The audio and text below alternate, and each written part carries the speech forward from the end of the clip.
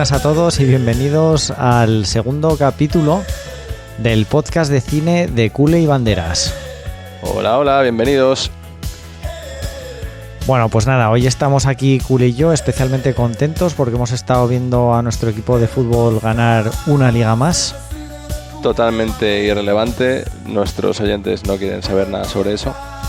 Y hoy traemos a colación la primera de las empezamos con las noticias, y es que tenemos una nueva película que va a salir en breve y que llevamos mucho tiempo esperando.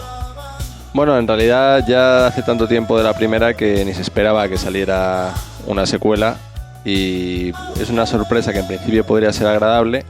Vamos a ver qué tal sale, porque es peligroso cometer errores con esa película. Que no salga bien puede ser muy sonado. Sí, no estamos hablando de otra, sino de la segunda parte de Gladiator 2. Sí, muchas ganas de verla. Vamos a ver cómo acaba la cosa. En principio está prevista para que llegue a los cines de nuestro país en noviembre. Si no hay retrasos, pues habrá que ir a verla ese día. Entonces podríamos hablar, va a dirigirla de nuevo una vez más Ridley Scott. ¿Y cuál es el elenco de actores que le acompañan? Pues no está todo confirmado, pero tenemos aquí algunos nombres que destacan. Sabemos que el protagonista de la primera, Russell Crowe, no va a aparecer. Ni siquiera sabemos si haría un cameo o no, pero parece que no va a aparecer. Y los nombres que tenemos aquí que están ya grabando son Denzel Washington y Pedro Pascal. Perfecto. Y bueno, no tendría mucho sentido que saliera el protagonista, que saliera Russell Crowe, porque, atención spoiler, en la primera parte acabó muriendo. Bueno, yo he visto muchas películas en las que el protagonista o alguien muere y en la secuela aparece otra vez. Podría aparecer en sueños o... Lo que pasa es que a mí me parece que han tenido en cuenta que Russell Crowe está bastante gordo como para encarnar de nuevo a Máximo Décimo Meridio. Sí, puede ser. Puede ser que han dejado pasar demasiado tiempo entre una película y otra para que pueda repetir. Sin embargo, su mujer sí repite. ¿Su mujer en la película o...? Claro, en la película. Bueno, en realidad no era su mujer, era la mujer del emperador. De Joaquin Phoenix. Eso es. Sí, así es. Connie Nielsen vuelve a aparecer, no sabemos si en un papel protagonista o secundario. Y el que también repite y parece que está basada sobre él esta secuela es el joven Lucius, el hijo del emperador, el que tanto admiraba al hispano. El chavalito de las pecas, ¿no? El chavalito rubito, sí. Y parece que esta película va a estar basada en su vida. Muy bien, pues bueno, yo soy muy optimista en principio de cara a esta película. Gladiator me gustó, aunque no soy muy fan de Gladiator, pero sí que me gustó. Pero bueno, no deja de ser una película de Ridley Scott que es que prácticamente no ha fallado.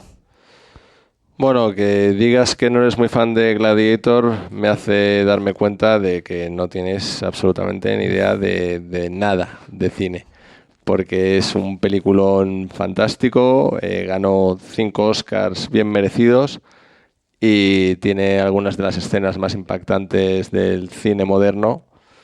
Yo creo que te columpias no alabando Gladiator 1. Me columpio, pero es que los personajes no me parecen muy realistas, porque estas películas en las que te hacen al bueno muy bueno, prácticamente te lo elevan a la categoría de Dios o de santo, no tiene ningún defecto, y el malo es muy malo, pues me hacen el guión menos creíble.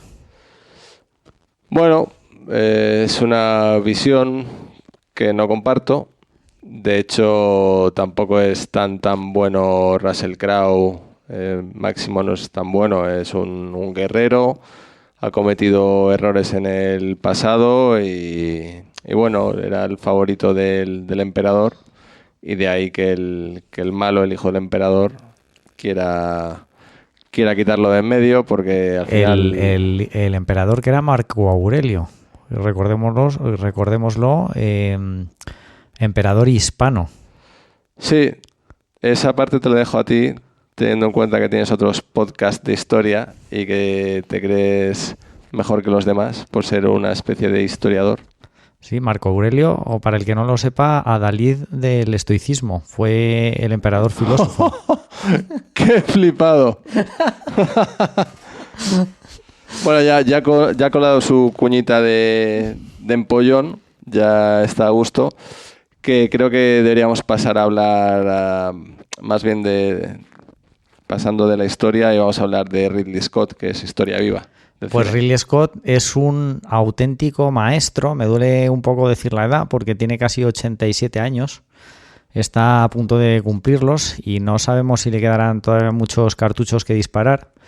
Pero bueno, no le vamos a descubrir ahora porque no nos va a asombrar las películas que ha dirigido. Son todas o casi todas auténticas obras maestras y entre otras las más destacables son Los duelistas, una de mis películas preferidas, no sé si la has visto. Pues no, de hecho lo hemos comentado antes, me la has recomendado y la tengo ya anotada para verla. No la he visto, pero yo creo que nuestros oyentes tampoco, y podrías decir qué películas de Ridley Scott sí que conocen para identificarlo un poco Bueno, mejor. voy a decir, aquí tengo una lista de varias de las que tienen. Se estrenó, como he dicho, con Los duelistas, que sin duda alguna es una película que volverá aquí al programa para sacarla en la sección del flipado... Del pedante. Del pedante flipado, sí. El cinéfilo pedante. Eso es. Y luego la siguiente que hizo fue, pues ni más ni menos que Alien, la primera. Solo dirigió la primera, donde prácticamente descubrió además a Sigourney Weaver. Sí, correcto. Y después pues tiene otras como Blade Runner, que es una auténtica película de culto, de las mejores de ciencia ficción.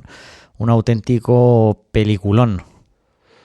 Sí, de hecho dirigió tanto la primera como el remake que hicieron de, no sé si es de 2018 sí, con Ryan Gosling, ¿no? Sí, de hace unos pocos años. Luego, no sé si los oyentes recordarán una película que se llamaba Legend, que yo vi de muy pequeño, que me impactó muchísimo siendo niño, con un jovencísimo Tom Cruise. Pues yo no la he visto y... Cíñete, por favor, a las películas que conocen los oyentes. Muy bien. 1492 fue una de las siguientes, del descubrimiento de América, con, me parece que era Gerard Depardieu como protagonista, si no me acuerdo mal. Black Hawk derribado, peliculón de... Buena, esa es buena. De las bélicas de las... En el top 10 seguramente. American Gangster con Denzel Washington y creo que Russell Crowe también era el policía. Pues no lo recuerdo. La vi una vez, me pareció que estuvo bien, pero me pareció un poco larga y no la repetiría. Pues un peliculón también. American Gangster, The Martian, en la que salía Matt Damon y también con Matt Damon hace unos pocos años, un par de años creo que tiene, El último duelo, que era una peli también destacable. Bueno, pues tiene un buen elenco de películas que ha dirigido el bueno de Ridley. ¿Te encuentras bien, Banderas? Sí. ¿Por qué te ríes? ¿Has colado algún gazapo? No, por nada. Bueno, pues aparte de la dirección de Ridley Scott, decíamos que va a contar con Denzel Washington y Pedro Pascal. Denzel Washington no necesita ninguna presentación. Probablemente sea el actor afroamericano más valorado y con más caché actualmente. Ha hecho... Huracán Carter. Sí, podría decir casi un centenar de películas porque la verdad es que es extensísimo su catálogo. Pero yo destacaría, entre otras, Marea Roja. Las películas de submarinos a mí me gustan mucho y esa es muy, muy buena. Filadelfia, con Sí. Tom Hanks. Y Antonio Banderas. Correcto. Y Training Day, que es también película peliculón de culto. policíaca, de las mejores que he visto, sí señor. Sí. Por parte de Pedro Pascal, que por lo visto coprotagoniza esta secuela de Gladiator, podemos destacar que es el actor de Mandalorian, la serie de Star Wars, que ha cobrado bastante relevancia. Y es un actor que está bastante de moda ahora, está trabajando mucho, está haciendo papeles importantes. Sí, para el que no le ponga cara, es el del bigote en la serie de Narcos, el policía del FBI. Ah, vale, entonces ya le ponemos cara a todos. Y el único precedente que no es muy halagüeño es que ya trabajaron juntos Denzel Washington y Pedro Pascal, y fue para hacer la película The Equalizer 2, lo cual seguramente les deje fríos, queridos oyentes, igual que a nosotros, porque es una saga de películas. Para el que no la conozca, son 3 películas en las que Denzel Washington es el típico guardaespaldas killer, en la que entra en una habitación, hay 5 tipos con ametralladoras y él con una pistola los mata a todos en 3 segundos. Es ese tipo de película. No es que esté mal hecha, pero yo creo que es bastante carente de interés, y pues eso, de las 3 que hay, en la segunda colaboraron. De todos modos, tenemos que confiar en que Ridley Scott haya hecho seguramente un muy buen trabajo con estos actores. Sí, pero permíteme que sea un poco pesimista, dentro que voy a ir a verla el día del estreno o esa misma semana. Creo que la leyenda de Máximo Décimo Meridio va a ser muy difícil igualarla, y no espero que esté a la altura del original. Bueno, pues habrá que esperar a estas Navidades, a noviembre, Sí. Y ahí estaremos para verla sin falta. Ya sabéis, el que pueda que se acerque al cine, porque estas películas son de las que merece la pena verlas en el cine. Sí, sí. Y entonces, hasta aquí llegamos con las noticias del podcast y pasamos a la siguiente sección de hoy, que va a ser la película que traemos para estudiar y desgranar un poco entre los dos. Viene de la mano de Cule, que es el que la ha descubierto, así que preséntala tú.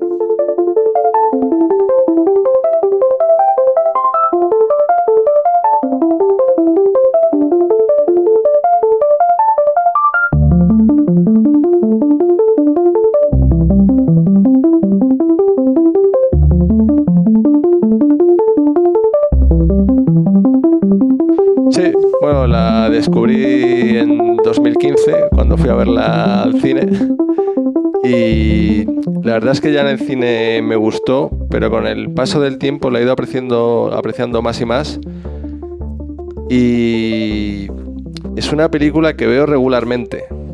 Se trata de It Follows, es una película de terror psicológico. No llega... Para los que no seáis amantes del cine de terror, os informo de que no es la típica película que te está dando sustos todo el rato y te tiene ahí en el borde del asiento pasándolo mal, sino que es más bien pues un thriller, ¿no? Podríamos decir. Thriller psicológico, pero claro, al tener ese componente paranormal, pues entonces ya la catalogaría de terror.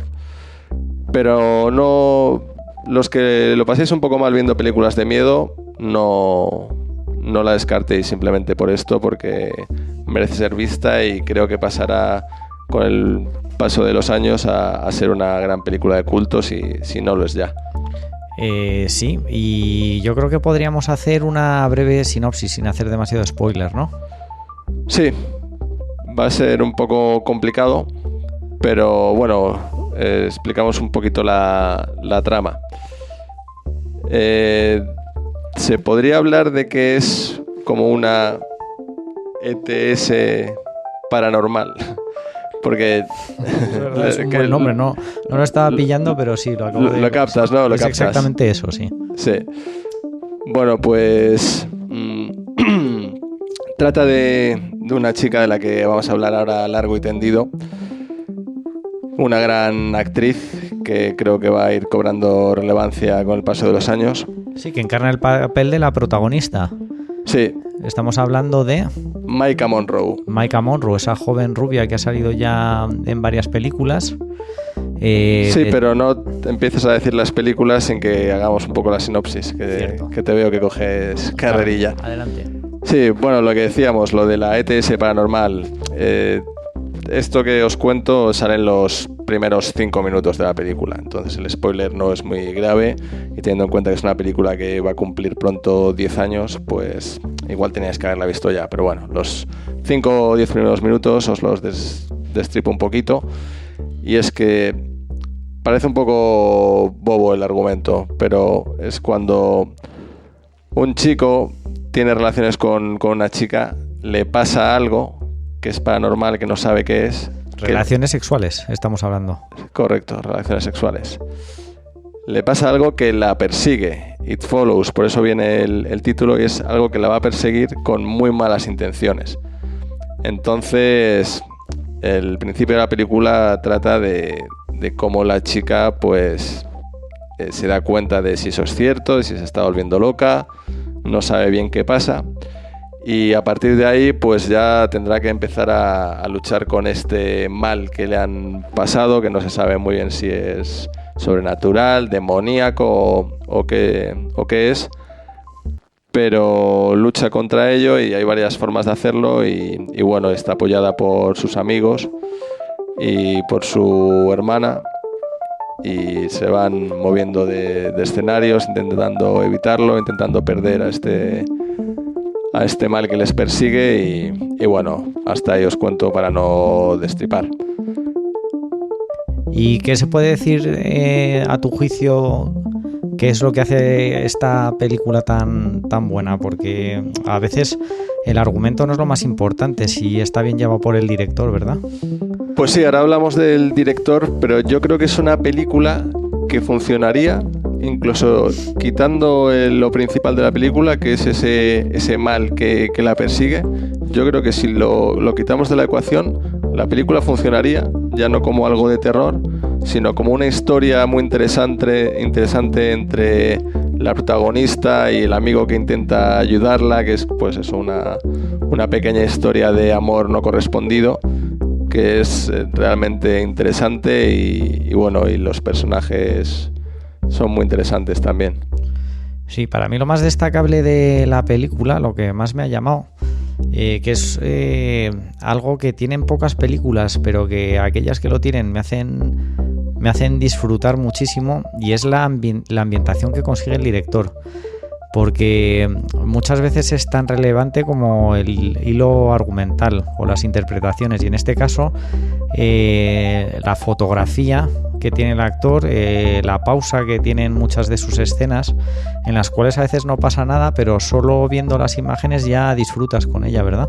Sí, exacto, se disfruta simplemente por las imágenes que ves, por la paz que transmite en un momento en que sabes que se vienen acontecimientos problemáticos, y bueno, yo creo que el director David Robert Mitchell, del que vamos a hablar ahora muy poquito porque no tiene una larga carrera, consigue trasladarnos pues el sentir de esta chica y esas sensaciones, y como dices tú, con imágenes muy, muy agradables, teniendo en cuenta la situación en la que se encuentra.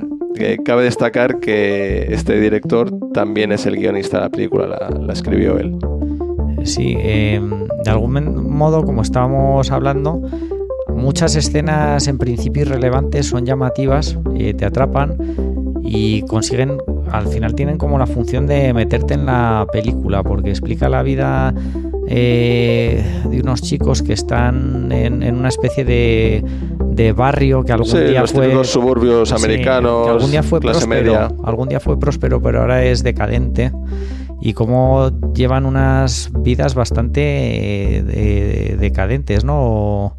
O un poco miserables, y te consigue meter dentro de ese ambiente para a partir de ahí ya desarrollar el argumento.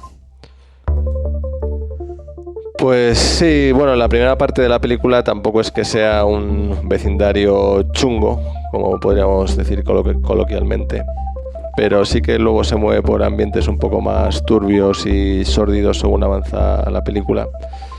Y creo que es muy destacable la banda sonora.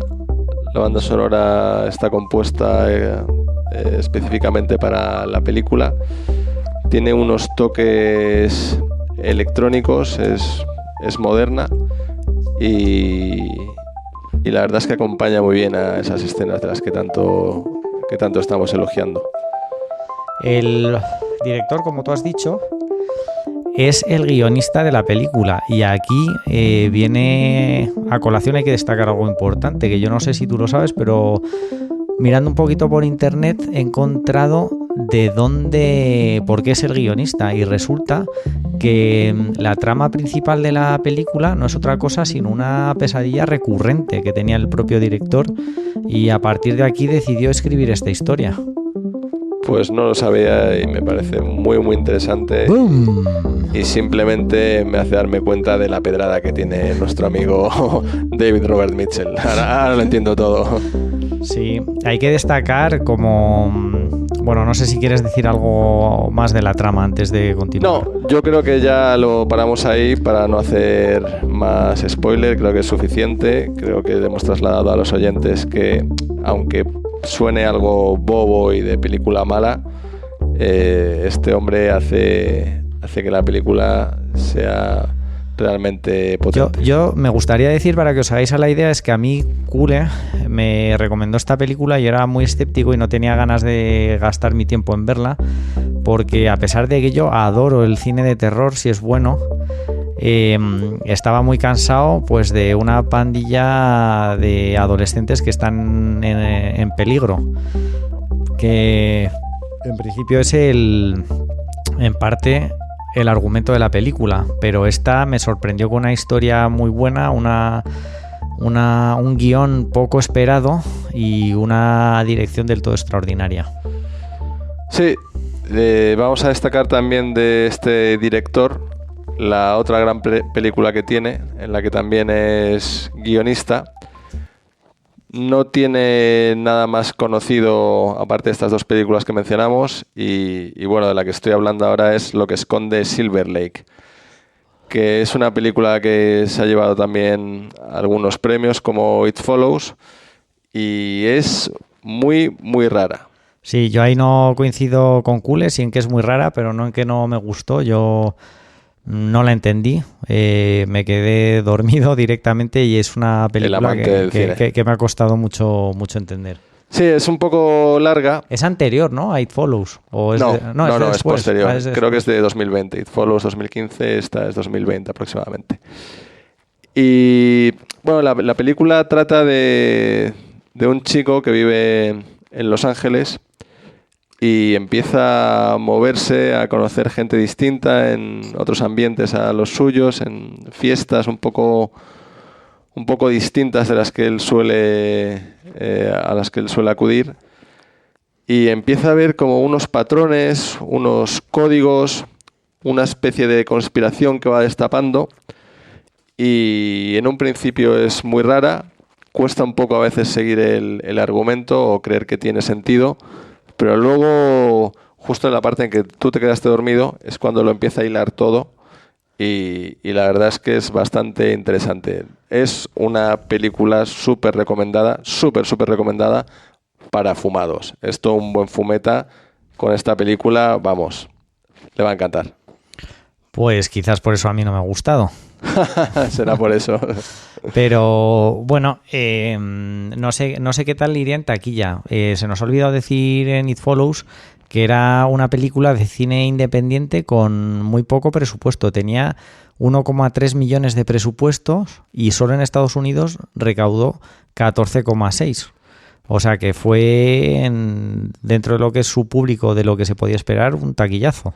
Sí. Incluso hemos leído, que esto no lo sabíamos, que tuvo que hacer un release, que es que salió la película, creo que fue un 13 de marzo, y fue una salida pequeña, pues en algunos cines, tampoco tampoco petándolo por todo el país, y con la buena acogida que tuvo en esas 2 primeras semanas, la relanzaron a un nivel mayor para que llegara a todo el mundo. Así que para los que no la hayáis visto, ya sabéis, esta la tenéis que mirar. ¿En qué plataformas la tenemos? Pues ahí me pillas un poco, ahora la buscamos. Permíteme que hablemos un poco de los actores también, que no me has dejado hablar de Maika Monroe ni de Kirk Gilchrist. Vamos a por Maika Monroe, entonces, actriz fetiche de culebras. Sí, lo primero que hay que decir es que no tiene nada que ver con Marilyn Monroe, y lo siguiente que hay que decir es que quizás no llegue a su popularidad más adelante, pero estoy convencido de que esta chica que ya no es tan chica, debe rondar ya los 30 y pocos, ¿no? Aproximadamente rondará los 30 años. Va a acabar siendo muy popular porque actúa muy bien, es una chica muy guapa, está eligiendo buenas películas últimamente. Empezó pues haciendo películas bastante estilo serie B, muchas de terror. Bueno, It Follows estaba destinada a ser eso. Sí, ahí pegó el gran pelotazo, fue cuando se dio a conocer. Por cierto, la tenemos en Prime, Amazon Prime y en Apple TV. Vale, ¿están en streaming o en alquiler? En Amazon Prime está en streaming y en Apple TV desde 2,99. Vale, pues en Prime Video mejor. Eso es. Sí, pues nada, seguimos hablando de esta chica. Os voy a hacer una pequeña introducción de su vida. Nació en Santa Bárbara, al norte de Los Ángeles, y su padre era competidor de kitesurfing y ella quería seguir sus pasos. Entonces empezó a competir ya desde muy pequeña. Incluso se llegó a... Cuando terminó el instituto... Me estoy aburriendo. ¿Te estás aburriendo? Sí. Bueno, pues nada, aguanta un poco, que luego tu sección de Barry Lyndon, a ver quién la aguanta. Y la chica se fue a pasar un año a República Dominicana a entrenar profesionalmente. Se pasó todo el año entrenando, hacía el instituto sus estudios los hacía online. Y no fue hasta que un poco después empezó a protagonizar algunos cortos, cuando se dio cuenta de que quería ser actriz. Y ya desde ahí, pues protagonizando películas de serie B, más cortos, y llegó hasta It Follows, donde fue su eclosión.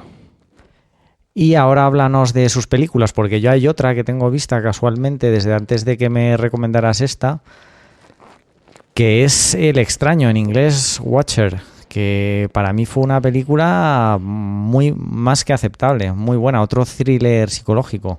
Sí, esta es menos de terror y más de thriller, y es una película también muy interesante. Es de hace un par de años, ¿no? No tiene mucho tiempo. 2022. Sí.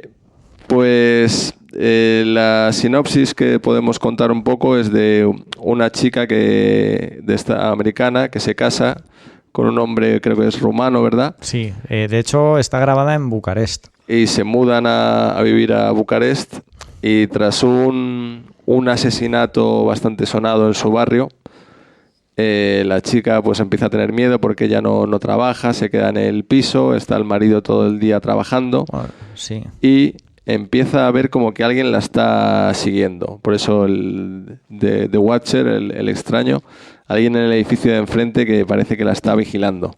Y empieza a tener miedo. El marido, por supuesto, no la cree, la toma por loca, y ella se siente sola y abandonada en medio de Rumanía sin que nadie la... Sí, porque la película es interesante porque tiene como un doble hilo argumental. Uno de ellos es la parte del thriller, del terror, que es la persecución, ¿no?, por parte del extraño. Sí, del extraño. Y por otro lado es una especie de tratado psicológico sobre la vida en pareja, y particularmente en cómo afecta a la vida en pareja la persecución del éxito de uno de sus miembros, que en este caso era el marido. pasando su relación de pareja a un segundo plano. Entonces, la verdad que te conjuga muy bien los dos hilos argumentales y te mantiene en tensión en todo momento. Sí, es una película que recomendamos. Está en la plataforma de Movistar Plus. Y bueno, pues eso, tiene poco tiempo. Los que no la hayáis visto, os la recomendamos, con Maika Monroe. Luego otras películas que ha hecho que me han gustado, una de ellas es The Guest, bastante recomendable. Esta tiene más acción, no es de miedo en este caso. Sí, creo que el título en español es El huésped, ¿no? Sí, puede ser, The Guest, El huésped. Sí. Lo ves claro, ¿no? Lo veo claro, lo tienes sí. delante en la pantalla. Lo he mirado aquí en el diccionario, sí. Vale. Bueno, pues trata de un soldado que vuelve a casa. Se ha quedado un poco tocado. Hago muy poco spoiler, eso los primeros 5 minutos, como siempre. Se ha quedado un poco tocado y un compañero que falleció, él va a casa de su familia para darles las condolencias y pasar un tiempo con ellos porque era un compañero muy apreciado suyo. Y a partir de ahí, pues parece como el chico perfecto que ayuda a la familia, les conforta y demás, pero empiezan a darse sucesos un poco extraños en los que empieza a verse que este tipo no es el santo que parece. Recomendable también, The Guest. Luego, otra película que ha hecho, en este caso ha trabajado 2 veces con Chloe Grace Moretz, no sé si la ubicáis, es la chica que se dio a conocer en Kick-Ass, la película de superhéroes un poco distinta, donde hacía de la hija de Nicolas Cage, del que vosotros conoceréis como Nick Cage. Y bueno, ha trabajado con ella en 2 películas, en La quinta ola y en La viuda. La quinta ola, ¿la has visto, Banderas? No sé cuál, no la he visto. Estás perdido, ¿eh? Sí. Bueno, pues es una película un poco de alienígenas. Es como que están invadiendo la Tierra sin que te des cuenta. Es un clásico truco de que adoptan nuestra forma humana. Y bueno, una película interesante, un poco teenager, pero está bien, de 2016. Y luego una más reciente que es La viuda, en la que de nuevo es un thriller psicológico. La protagonista es Chloe Grace Moretz y Maika Monroe es su compañera de piso. Conocen a una mujer muy agradable que se ha quedado viuda hace poco, empieza a tratarlas como si fueran sus hijas, se empiezan a encariñar y luego descubren el pastel que la mujer lo tenía todo preparado y quiere algo de ellas. Así que también película recomendable, no es un peliculón, pero está bien. Y ya por último, sé que te estás aburriendo, Banderas, voy a recomendar otra última película de Maika Monroe, que es Tau, T-A-U, que esta además está en Netflix y trata de un científico un poco chiflado, científico moderno, que trabaja mucho con inteligencia artificial.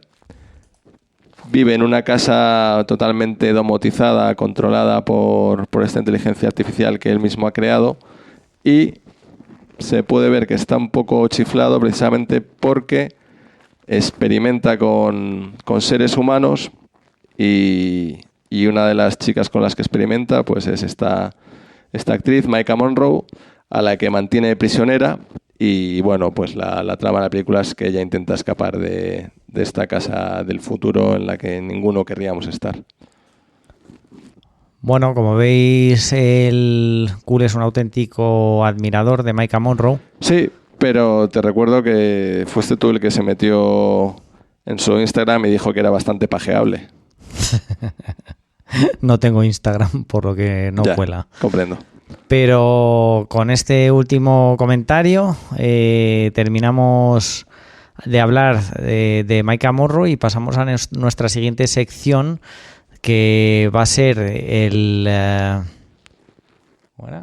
¿Qué sección toca ahora? Flipado. Vale, vamos a entrar ya con esa sección. Sí. Perfecto, pues os lo presento yo porque ahora vais a escuchar también a Banderas hablar durante mucho tiempo. Hablamos de la sección favorita de nuestro amigo Banderas, que es el cinéfilo pedante, en la que va a hacer una de sus insufribles disquisiciones sobre una película que seguramente a casi nadie nos interese, una película antigua que han visto él y algunos ancianos del lugar, pero que os recomiendo que lo escuchéis simplemente por cómo se motiva y porque se esfuerza mucho. Así que con vosotros en el pedante cinéfilo, Barry Lyndon.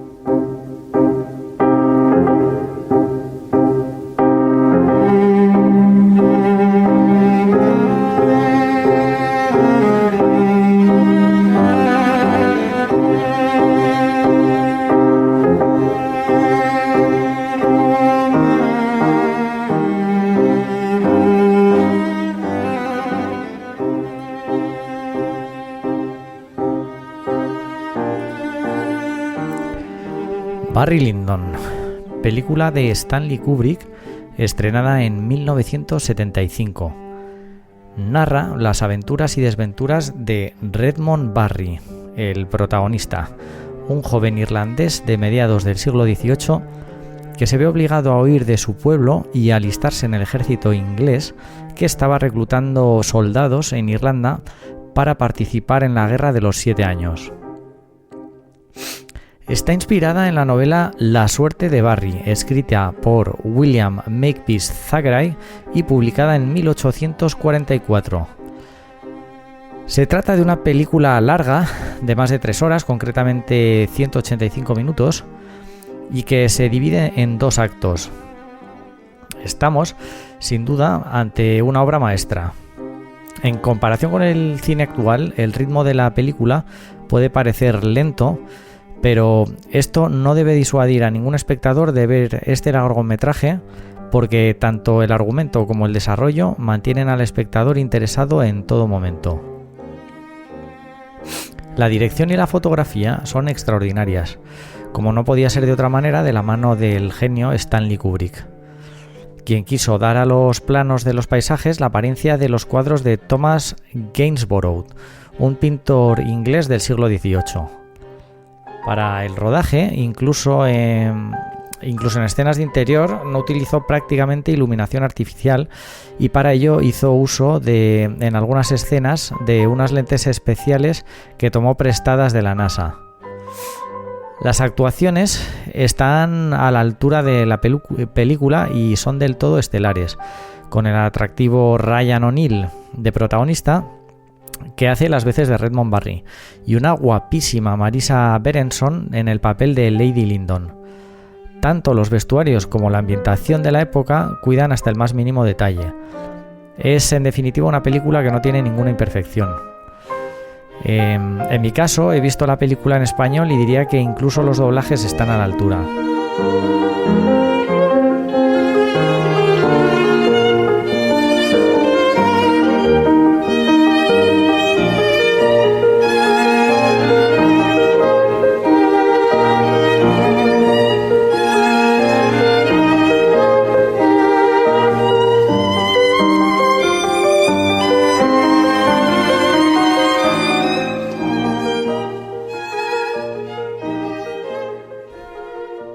En fin, habíamos dejado a su protagonista, Redmond Barry, en el continente europeo luchando para Inglaterra en la Guerra de los 7 Años. Y ya os voy advirtiendo que aquí ya empiezo a hacer spoiler para el que no lo haya visto. Tras desertar y ser detenido, debido a casualidades de la vida, termina trabajando como espía. Y movido por su ambición por ascender en la sociedad y enriquecerse, termina asociándose con un noble al que tenía que espiar. Y este socio no es otro sino el caballero Balibari, espectacularmente interpretado por un magnífico Patrick Magee. A través del mismo termina conociendo a Lady Lyndon, a la que gracias a sus dotes consigue cortejar, casándose con ella cuando enviuda de su marido anterior. El segundo acto comienza con la boda de los protagonistas y trata sobre cómo coincide el ascenso social de Redmond Barry, ahora ya Barry Lyndon, con su caída en desgracia a nivel personal, convirtiéndose en una persona infeliz y desdichada. Podríamos deducir, por lo tanto, que la moraleja de la historia es que la felicidad no va ligada a la consecución de nuestras metas y que seguramente ésta se encuentra en el camino que recorremos y no en tomarnos la vida como una competición que debemos ganar. Como he dicho, la película es una auténtica obra maestra, tanto a nivel argumental como visual y técnico, por lo que disfrutaremos de cada una de sus escenas, aunque solo sea por la belleza de su fotografía.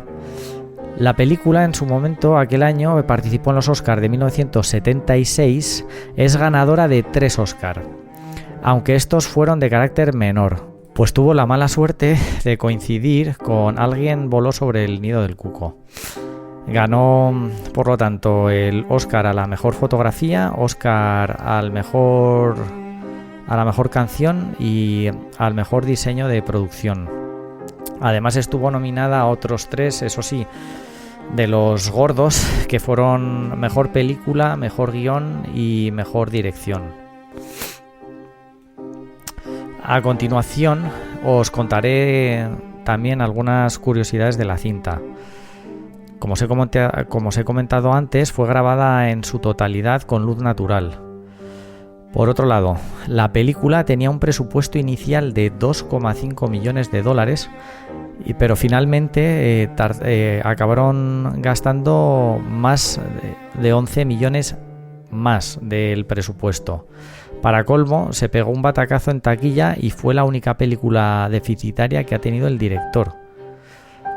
Esto es algo que yo personalmente pues no me explico, porque para mí es la mejor película de Kubrick seguramente, y es curioso porque Kubrick a estas alturas ya era un director de éxito absolutamente asentado, porque ya había hecho 2001, Espartaco, La Naranja Mecánica y Senderos de Gloria, entre otras. Y aunque debemos agradecer a los productores que nos hayan regalado esta obra maestra, posiblemente este fracaso en taquilla terminaría privándonos de otra superproducción que tuvo Kubrick en su mente durante muchos lustros y que no es otra sino la película sobre la vida de Napoleón.